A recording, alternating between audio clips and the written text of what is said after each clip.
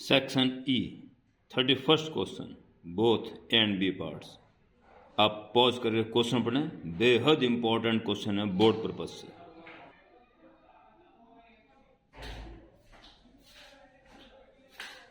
Yes प्यारे बच्चों,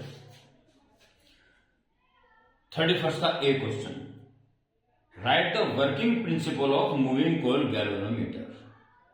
पूरा मत लिखना कि आपने पूरा गैल्वेनोमीटर का पूरा ब्यौरा लिख दिया हो, कंस्ट्रक्शन, डायग्राम, वर्किंग, ये वो और थ्योरी सब लिख दिया।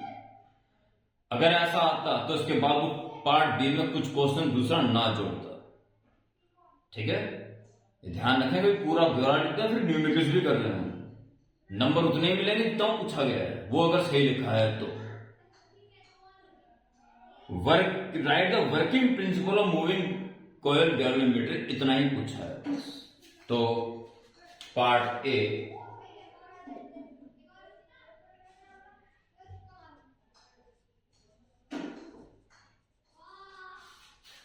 Principle of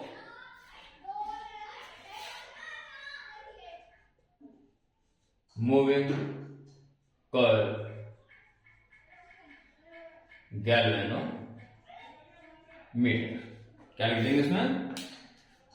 When a current carrying coil is placed in uniform magnetic field perpendicular to it, then it experiences a torque on it, which magnitude is directly proportional to current flowing in the coil. बस इतना ही पूछा है उसने। ठीक है, फिर इसी part में पूछ रहा है वो, why its poles are cylindrical cut। समझाने के लिए बताता हूं, यहां पे क्या है, सिलिंड्रिकल अगर कट होते हैं तो मैग्नेटिक फील्ड ए रेडियल हो जाता है, तब कॉइल हमेशा फील्ड के परपेंडिकुलर देखने को मिलती है। ऐसे में है तो इसके परपेंडिकुलर, ऐसे में है तो इसके परपेंडिकुलर, और थोड़ा और टर्न होती है इसके परपेंडिकुलर। अगर परपेंडिकुलर नहीं होती है तो NIAB साइन थीटा और आ जाएगा, और इसके कारण डायरेक्टली प्रोपोर्शनल टू I वो नहीं होगा, उसे थीटा भी डिस्टर्ब करेगा। तो रेडियल फील्ड से मैग्नेट थोड़ा सा टर्न होने के बाद भी फील्ड के परपेंडिकुलर ही रहता है, इसलिए टॉर्क सीधे करंट के प्रोपोर्शनल टू होता है। तो क्या लिखेंगे इसके? ये तुमने समझाया है, पूरा ही समझा जाए एक तरह से। इसके बाद आप क्या लिखेंगे इसमें?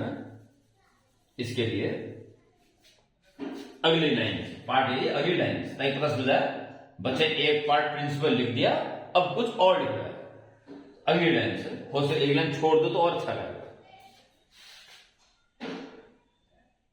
Bye taking cylindrical cut poles radial field is produced. In this field, magnetic current carrying coil is always perpendicular to field. बस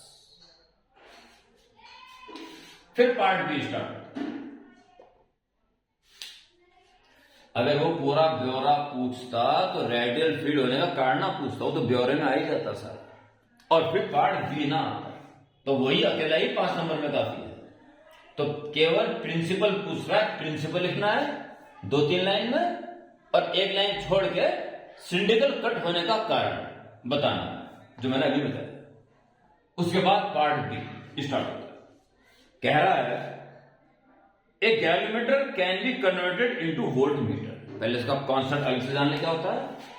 ये गैल्वेनोमीटर है जिसका खुद का रेजिस्टेंस G मान लीजिए, और इसमें फुल रिफ्लेक्शन करंट IG होता है। इससे ज्यादा करंट ये नहीं झेल पाता, फिर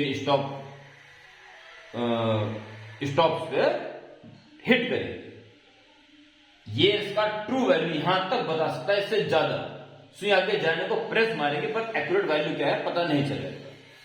आई is the full reflection current, और हमारे पास है लक्ष्य V वोल्टेज को नापने का। तो इसके लिए हम क्या करेंगे, इसको जोड़ने से पहले यहां पे एक हैवी रेजिस्टेंस लगा देते हैं R।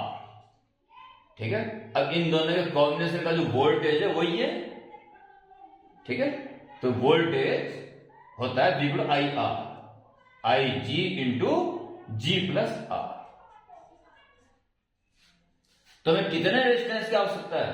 तो V को यहां जाइए पहले, V/IG और फिर G ले रहे -G इक्वल टू R। ये कॉन्सेप्ट है। अगर कोई गैल्वेनोमीटर ऐसा है कि उसका रेजिस्टेंस ये है और उसका फुल डिफ्लेक्शन करंट ये है, तो इतना वोल्टेज के वोल्टमीटर को बनाने के लिए इतने R की जरूरत है इन सीरीज। ये इसका कॉन्सेप्ट है।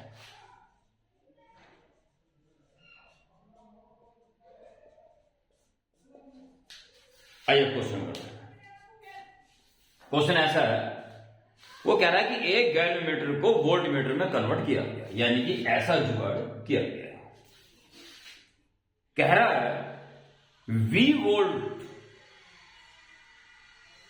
के वोल्टमीटर को बनाने के लिए रेजिस्टेंस R1 की जरूरत पड़ी। V/3 वोल्ट की रेंज के वोल्टमीटर को बनाने के लिए R2 की जरूरत पड़ी। Find the resistance of galvanometer, resistance निकालने गैल्वेनोमीटर का। एंड सो दैट, फिर बाकी बात की है, पहले इतना करते हैं। ये लिखेंगे from R = V/IG - G। According to question, resistance R1 अगर लगाते हैं तो V वोल्टेज का गैल्वेनोमीटर V वोल्टेज के वोल्टमीटर में कन्वर्ट हो रहा है अपॉन IG - G अपनी जगह पे। एंड अगर R2 रेजिस्टेंस लगाना पड़ रहा है तो कितने वोल्टेज का? V/3 voltage, V/3 voltage. बाकी IG अपनी जगह पर, ये अपनी जगह। V/3 रेंज के वोल्टमीटर को बनाने के लिए R2 रेजिस्टेंस की जरूरत है, ऐसा क्वेश्चन कह रहा है। बस इस बिना पे रेजिस्टेंस ऑफ गैल्वेनोमीटर यानी कि G फाइंड करना। इक्वेशन 1, इक्वेशन 2 मैं समझता हूं अब इसकी जरूरत नहीं है, और ये तो ऑनलाइन जमाना है, आप रिप्लाई करें दोबारा देखना मैंने क्या बनाया था। अब हमारा जमाना थोड़ी है, वो तो आपका जमाना। चलिए क्या निकालना है? G निकालना है, तो ये हटाना पड़ेगा। ठीक, तो from 1 and 2 R2 = 1/3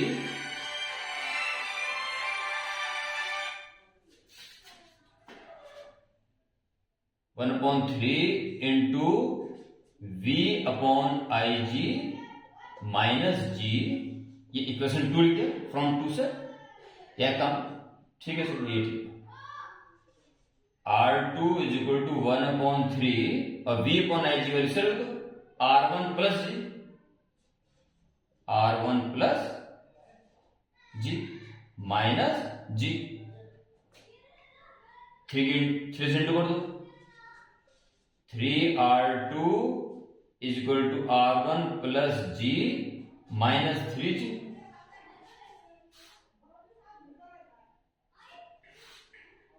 G - 3G -2G, इधर आके प्लस का 2G, और इस साइड R1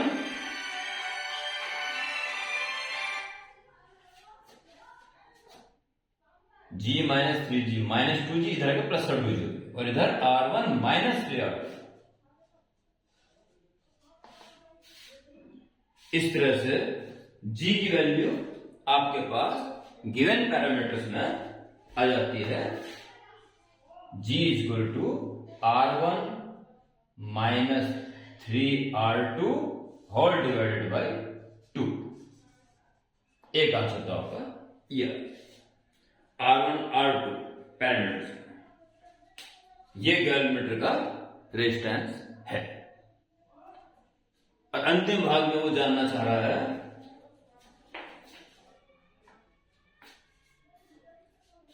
कह रहा है कि अगर R3 की जरूरत पड़े V/2 बनाने के लिए तो प्रूफ करें एक रिलेशन दे रखा उसमें, वो आपने पढ़ लिया होगा पॉज करके।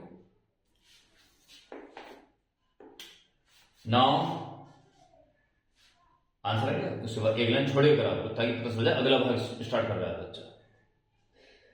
नाउ अकॉर्डिंग टू क्वेश्चन, अगर R3 लेते हैं, R3 तो कौन से वोल्टेज का बनना है वो? V/2 वोल्टेज का बनना है, IG माइनस G।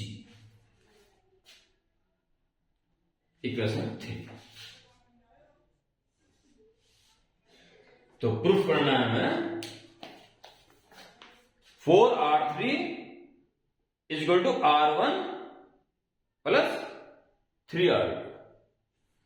तो R1 plus 3R2, R1 plus 3R2, या तो LHS से शुरू हो जाओ, ठीक है, वही ठीक रहेगा, वही ठीक रहेगा।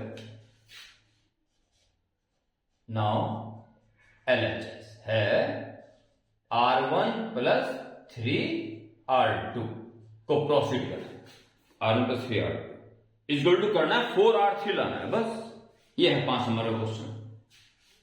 तो R1 की value V/IG minus G plus 3 into R2 की value V/3IG minus G। Okay, आगे बढ़ते रहे। V/IG माइनस G प्लस 3 से इंटू करो तो कट जाएगा, V/IG minus 3G। Okay, V/IG plus V/IG twice of V upon IG minus G minus 3G minus 4G। इसको जो लाना है वो होल टू 4 चाहिए, तो 4 कॉमन लीजिए, यहां से तो G बचेगा, यहां 4 करने पर 2 से ऊपर नीचे इंटू कर लो तो 4/2 हो जाएगा, तो 4 तो बाहर चला गया, अपॉन 2 बच जाएगा, V/2IG 4 और V/2IG माइनस G, ये R3 वैल्यू है, R3